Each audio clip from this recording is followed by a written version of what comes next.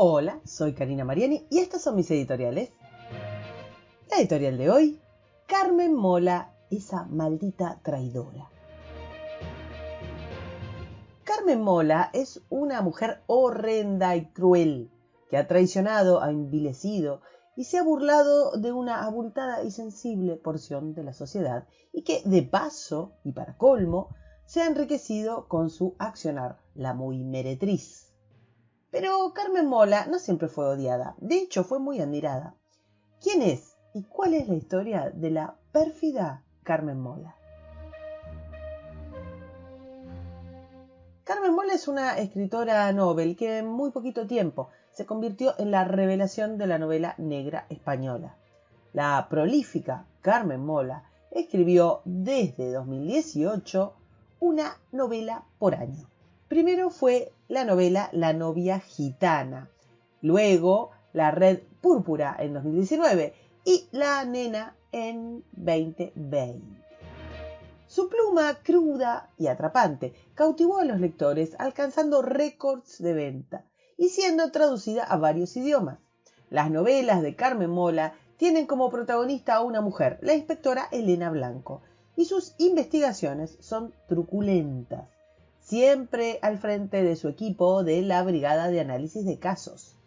Carmen Mola no ahorra en horrores, asesinos que meten gusanos carnívoros en el cerebro de las víctimas, psicópatas que secuestran niños para hacerlos pelear a muerte y cobrar apuestas, y toda una serie de aberraciones que conforman la saga de bestsellers que completó con la venta de derechos para televisión y todo. Carmen Mola se transformó en un ícono de la literatura feminista, una mujer que no temía contar con despojo la crueldad del mundo criminal. Bibliotecas feministas la tenían entre sus preferidas, sobre todo por su marketinera pero acertada inclusión de la problemática LGTBI en sus relatos. Carmen Mola era el modelo a seguir, la que ponía en su perspectiva la relegada y ahora empoderada condición de mujer, la contrahegemónica, la distinta. La cosa es que la exitosa Carmen Mola se presentó al Premio Planeta 2021 con una novela llamada La Bestia, un thriller que combina una epidemia de cólera con el descuartizamiento de pequeñas niñas en serie. Conforme la avalancha de éxitos que viene cosechando, Carmen Mola ganó el millonario premio y se alzó con la condecoración más jugosa del rubro. Pero cuando Carmen Mola fue a retirar el premio, su enorme maldad quedó a la vista. Se presentaron a recogerlo 3 hombres, 3 varoncitos cis, sin reclamos identitarios. 3 escritores que ni son ni se perciben víctimas y que habían inventado a Carmen Mola como un seudónimo producto de sus 3 mentes masculinas. Los atrevidos son Agustín Martínez, Jorge Díaz y Antonio Mercero. El mundo feminista quedó en shock. De esta revelación en más no pararon de lloverles insultos, agravios y comenzaron a retirar de las librerías las cruentas aventuras de la detective Blanco. Desde que se reveló cuál era la novela ganadora del Premio Planeta 2021, poco ha importado la obra literaria.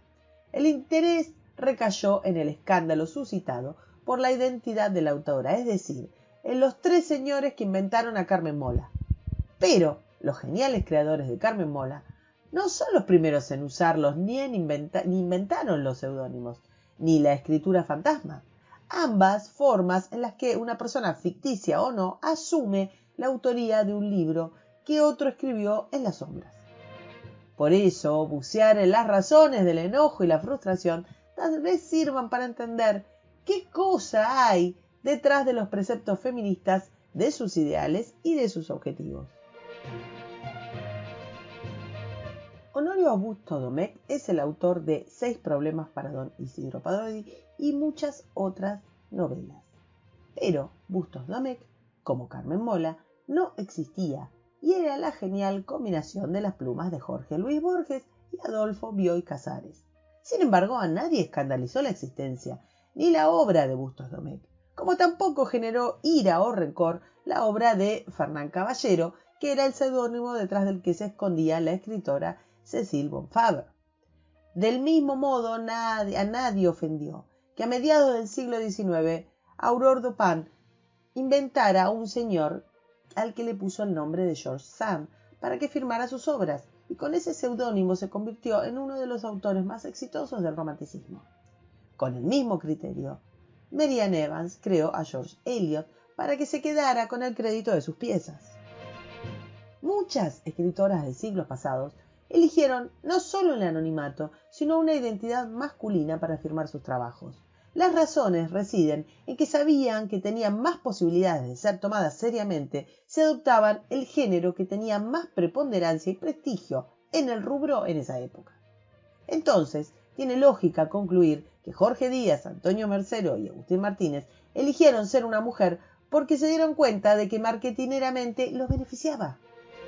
Estos hombres del siglo XXI eligieron ser mujer para firmar su obra porque consideraron que era más fácil que les publiquen y que llegaran a las librerías.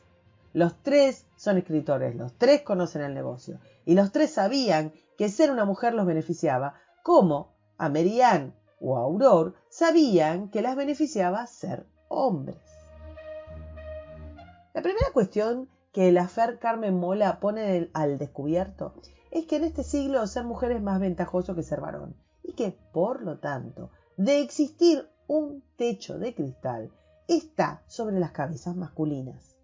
Carmen Mola demostró que ser mujer no es un obstáculo para lograr el éxito, un tiro al corazón del victimismo feminista. Existe otro elemento que es digno de estudio alrededor del enojo feminista con el caso Carmen Mola. ¿Qué se hace con los litros de tinta vertidos en sesudos análisis sobre la nueva literatura feminista, el rol de la mujer en la construcción del relato policial y toda una sarta de afirmaciones que iban a sostener un corpus ideológico que resultó, finalmente, ser un grupo de señores usando el signo de los tiempos para vender muchos libros? Uno de los aciertos de los tres autores fue incluir en los libros de Carmen Mola elementos de la ideología LGTBI, como si se tratara de una receta para ser incluidos en bibliotecas, reseñas y todo tipo de circuitos específicos. Gran parte del éxito de ventas fue la astucia de estos señores para entender el funcionamiento de la actualidad literaria. Una vez más, descubierta la identidad de Carmen Mola, la denuncia de estafa y timo fue inmediata. Carmen Mola mostraba los hilos de la costura.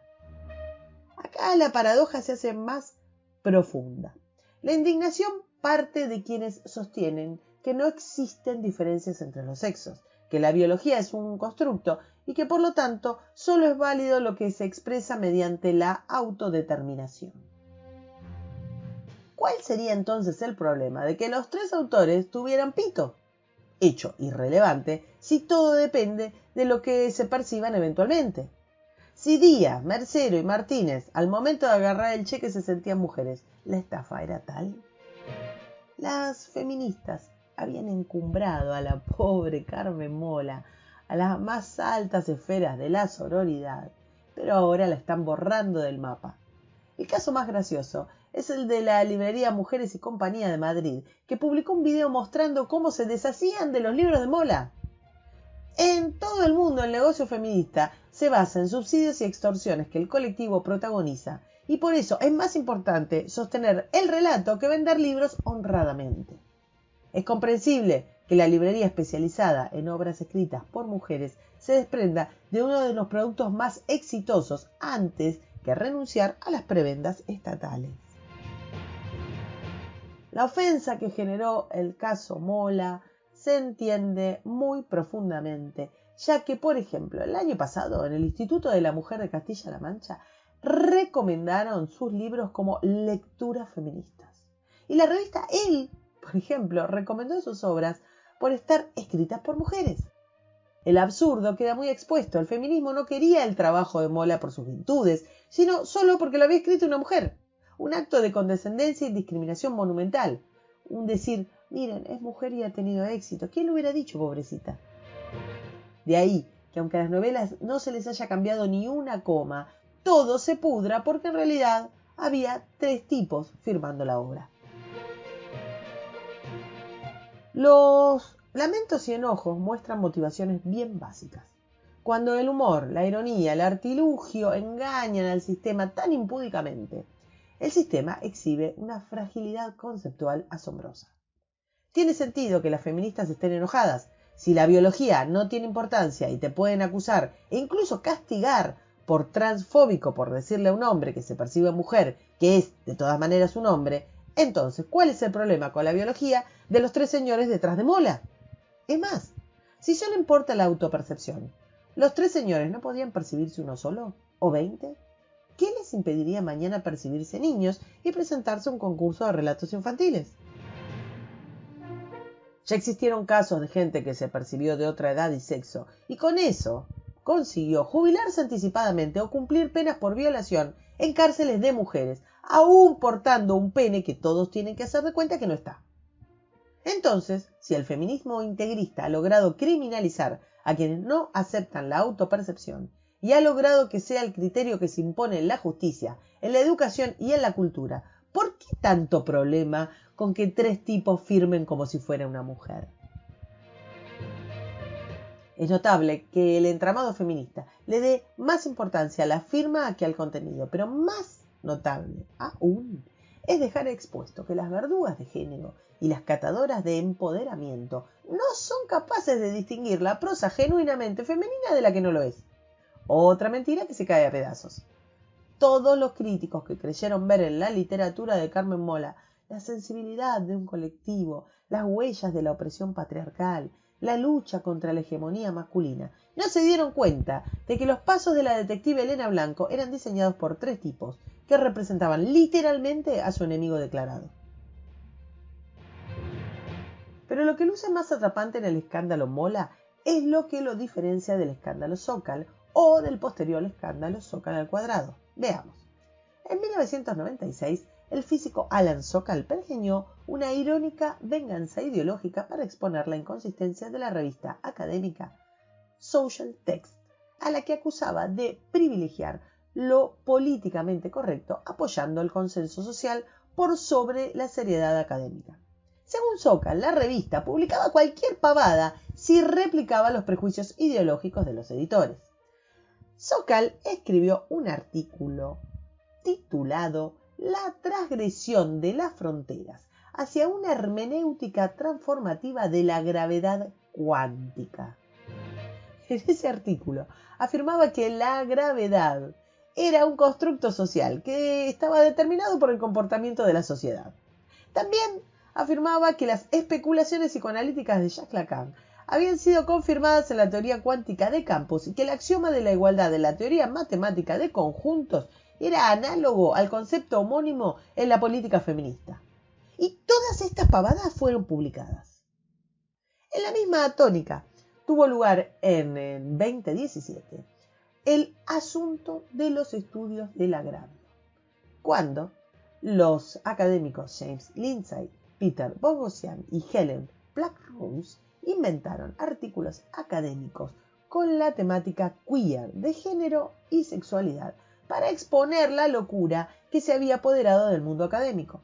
Los autores también inventaron a una autora, a un seudónimo, una autora mujer, que la llamaron Helen Wilson, y que había escrito artículos totalmente delirantes, como por ejemplo, reacciones humanas a la cultura de la violación y la performatividad queer en los parques urbanos para perros en Portland, Oregon.